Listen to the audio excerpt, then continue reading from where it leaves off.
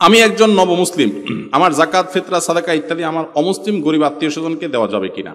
প্রথম কথা হলো, অন্য ধর্মের মানুষ গরিব হলে তাদেরকে সাহায্য সহযোগিতা ইসলাম করতে বলে, করা যাবে, কোনো অসুবিধা নেই।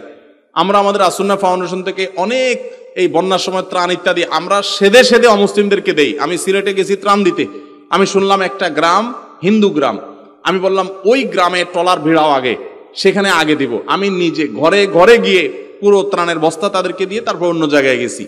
কারণ অন্য ধর্মাবলম্বী তারা যেন এটা না বুঝে যে ইসলাম আমাদেরকে বলছে শুধু আমাদের চিন্তা করতে। আমরা অন্য ধর্মের মানুষ তো পরের কথা, কুকুর বিড়াল আল্লাহর সৃষ্টি যে কোনো প্রাণীর জন্য আমাদেরকে খেদমত করতে বলা হয়েছে। তাহলে তারা তো মানুষ, তারা তো আমাদের জাতি ভাই, আদম সন্তান ভাই, সেই হিসাবে ভাই। সো তাদের জন্য আমরা অবশ্যই দান দক্ষিণা করব, কিন্তু জাকাতের টাকাটা নির্দিষ্ট খাত আছে, ওই খাতেই ব্যয় করতে হবে।